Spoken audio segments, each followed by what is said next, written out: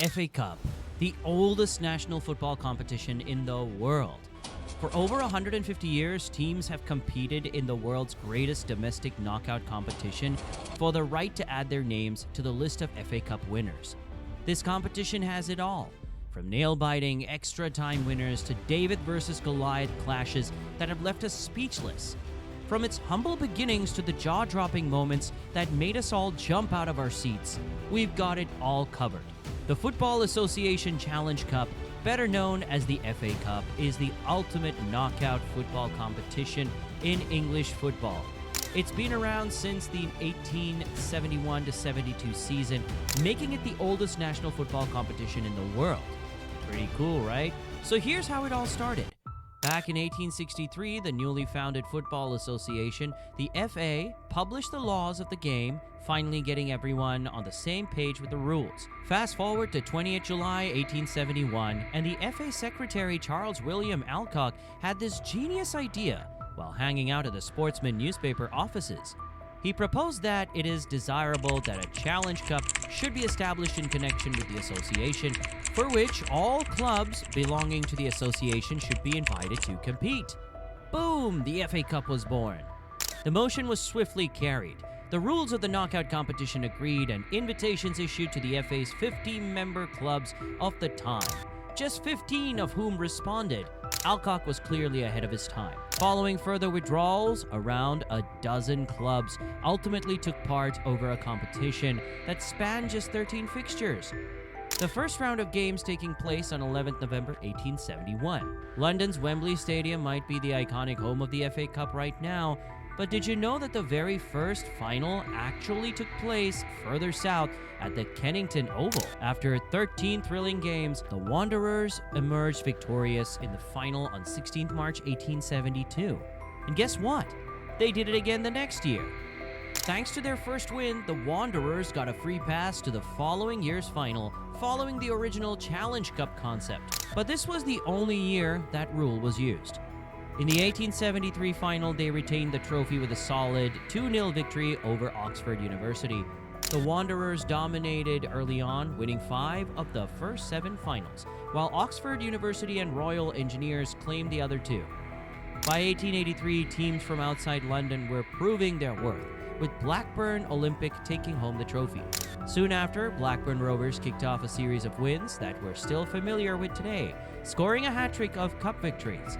The likes of Aston Villa, West Bromwich Albion, and Preston North End followed suit with their own triumphs. By the mid-1880s, winning the FA Cup became the ultimate goal for clubs, and they weren't afraid to splash the cash to make it happen. Blackburn Rovers, for example, shelled out £615 on wages during their cup-winning season of 1885-86, a hefty sum back then. By the 1888-89 season, the FA Cup started to look more like what we know today, with qualifying rounds and all. That's when things really started to get exciting. In 1895, the original FA Cup trophy was actually stolen from a Birmingham shop window where it was on display after Aston Villa's victory. A replica was swiftly made to replace it, and that trophy survived until 1910. It was then replaced by the trophy we recognize today. But after the 1914-15 edition, the competition was put on hold due to World War I and didn't get going again until the 1919-20 season. Then came the legendary 1923 FA Cup final, famously known as the White Horse Final. It was the first final played at the brand new Wembley Stadium, which was called the Empire Stadium back then. The stadium, fresh off the construction block, was supposed to handle the hype, but boy, did it get overwhelmed. People wanted in so bad. It was like trying to fit 1,000 friends into a tiny party room. Officially, they announced 126,047 fans were there, but rumor has it felt more like 1 million. And get this, the crowd got so pumped that they spilled onto the field. Chaos ensued, and it took mounted police, led by George Scorley and his trusty horse Billy, to wrangle everyone back into place. And so the name White Horse Final. In 1927, another cool tradition started. Abide With Me was sung for the first time at the Cup final. It's become a pre-match tradition ever since, giving everyone chills before the big game. Cardiff City did something wild that year. They took the cup out of England by defeating Arsenal. It was also the first final broadcast live on national radio. Television joined the party in 1938, showing the Preston versus Huddersfield final. Though they had a sneak peek the year before with Sunderland versus Preston, but not all the magic happened at Wembley. In 1933, Walsall from the 3rd Division pulled off a David versus Goliath move, stunning Arsenal, who were cruising toward their first of 3 First Division wins. Their manager, Herbert Chapman, was so mad he sacked a defender on the train ride back. But the competition faced another break during World War II and wasn't played from 1939 to 1946. Because of these wartime pauses, the FA Cup didn't get to celebrate its centenary year until the 1980-81 season. After the war, football fever was through the roof, and the FA Cup stepped up its game. In 1949, Yeovil from the Southern League shocked Sunderland, known as the Bank of England club, in the 4th round. But hold on to your seats because the real drama unfolded in 1953. Stanley Matthews, England's darling footballer, at 38 years old, never having won an FA Cup medal, it seemed like his last shot, but Bolton had different plans. With just over 20 minutes to go, they were leading 3-1. Then Matthews pulled off some magic, setting up a goal for Mortensen to close the gap.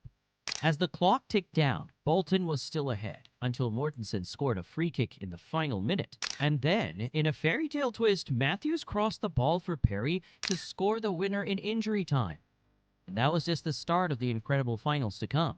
Like Bert Trotman, playing with a broken neck to secure Manchester City's win in 1956, Manchester United's emotional comeback after Munich in 58, and Spurs completing the double in 61. Yeah, Spurs did win some trophies back then. In the early days, there was some confusion about what to do if a match ended in a draw. The FA decided that any draw match would lead to a replay, and they'd keep playing replays until there was a winner. The most replayed tie happened in the 71-72 qualification when Alvechurch and Oxford City went head-to-head in 6 matches. Crazy, right? Multiple replays were eventually scrapped for the main competition in the 1991-92 season and for the qualifying rounds in 1997-98. By 2000, replays were removed from the semifinals and final matches. This change extended to the quarterfinals in the 2016-17 season. The 5th round in 2019-20 and will apply from the 1st round onward starting in 2024-25. In January 1972 came perhaps the most memorable FA Cup tie of all time. Hereford United, a little non-league team, faced off against big shot Newcastle United on a muddy field. It looked bleak when Newcastle took the lead, but then Ronnie Radford unleashed a missile from 35 yards out. Boom! Top corner. Game changer. Ricky George then sealed the deal in extra time with some slick moves. Jumped to 73, Sunderland pulled off a shocker by beating powerhouse Leeds United in the final. Ian Porterfield's goal and Jim Montgomery's insane double save made Sunderland's win as epic as Ronnie's rocket. But wait, it gets crazier. In 76, 2nd Division Southampton upset mighty Manchester United. Then in 79, Arsenal and Man United went head-to-head in a final that saw United mount a crazy comeback from 2-0 down, only to lose in the final seconds. Total heartbreaker. Remember Ricky Villa in 81? After a rocky start, he came back strong with an epic solo goal to win the replay for Spurs against Manchester City. And who can forget Wimbledon's crazy gang in 88? Dave Besant became a legend by saving a penalty and lifting the cup against the big shots from Liverpool. But amidst all the highs, tragedy struck at Hillsborough in 89. The FA Cup, usually a symbol of joy, became a backdrop to heartbreaking events. Despite the shadow cast, Liverpool won an emotional all-Merseyside final that year. It happened during an FA Cup semi-final between Liverpool and Nottingham Forest at Hillsborough Stadium in Sheffield on 15th April 1989. The central pens in the Leppings Lane stand, associated to Liverpool supporters, became dangerously overcrowded after an exit gate was opened to alleviate the crowding outside.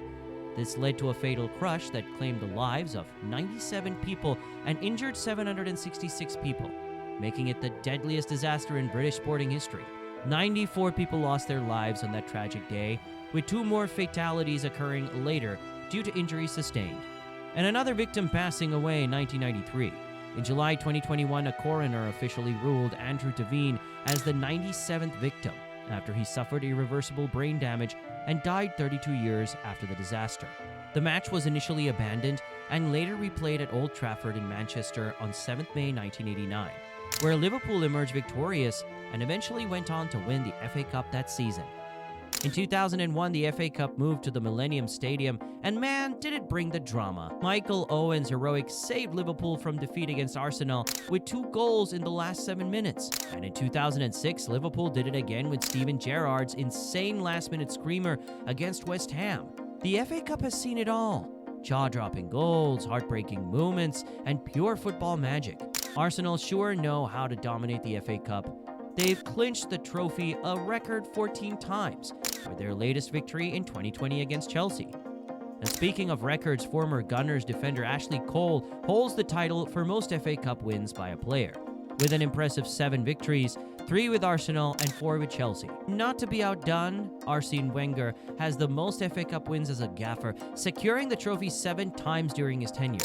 Arsenal also made history in 2005 by becoming the first team to win the FA Cup final on penalties after a nail-biting goalless draw, the first since way back in 1912. In 2010, Chelsea secured their first league and FA Cup double with a 1-0 win over Portsmouth in the final. And the 2013 final saw Wigan Athletic shock Manchester City with a 1-0 victory, marking their first major trophy in club history. In 2016, Manchester United clinched their first FA Cup since 2004 by defeating Crystal Palace 2-1 after extra time in the final. Manchester City achieved a historic domestic treble in 2019, including an emphatic 6-0 win over Watford in the FA Cup final, matching the record for the biggest victory margin in an FA Cup final. The 2020 final, held behind closed doors due to the COVID-19 pandemic, saw Arsenal defeat Chelsea 2-1 to secure their 14th FA Cup title, with Pierre-Emerick Aubameyang scoring both goals for the Gunners. The 2021 final showcased Leicester City winning their first ever FA Cup title with a 1-0 victory over Chelsea. Liverpool won it the next year, Manchester City in 2023, and Manchester United winning the 2024 edition. It's clear that this tournament is more than just football. If you enjoyed diving into football's oldest knockout tournament, make sure to check out our previous video on the top 5 Golden Ball winners and where they are now. Don't forget to like, subscribe, and hit that notification bell so you never miss out on our latest football story.